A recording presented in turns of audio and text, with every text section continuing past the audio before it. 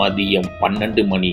சூரியன் உச்சி மண்டைய பொளக்கிற இந்த சமயத்துல நம் உடல்ல இருக்க நிழல் நம்முடைய காலடியில வந்து சுருங்குன்னு கிராமத்துல சொல்லுவாங்க.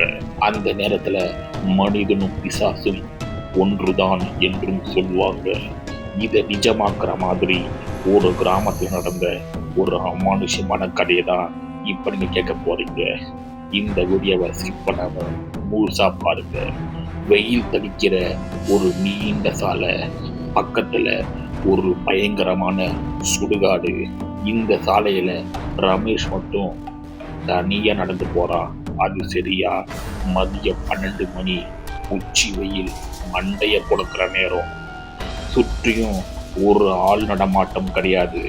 திடீர்னு அவனுக்கு ஒரு விசித்திரமான உணர்வு ஏற்படுது. அவனோட காலடியிலேயே சுருங்கி போயிருக்க வேண்டிய அவனுடைய நிழல் மெல்ல மெல்ல நீளமா வளர்ந்து கொண்டே போகுது.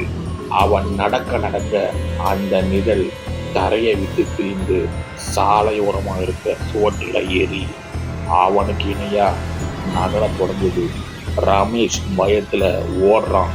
அவன் ஓடும் சத்தம் அவனுக்கே கேட்கல. திடீர்னு அந்த நிழல் சூறை விட்டு இறங்கி ரமேஷின் கையை பிடிக்குது. உறைந்து போகும் குளிர்ச்சி. 40 டிகிரி வெயில்ல ஒரு பனிக்கட்டி உடம்பை தீண்டினா எப்படி இருக்குமோ அந்த மாதிரி அவனுக்கு தோணுது. அவன் கத்த நினைக்கிறான்.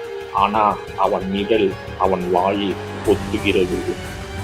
அந்த நிழல் உருவம் ரமேஷின் காதுகிட்ட வந்து சொல்லுது, வருஷக்கணக்கா இருட்டிலே கிடந்த இப்போதான் எனக்கான வெளிச்சம் கிடைச்சிருக்கு.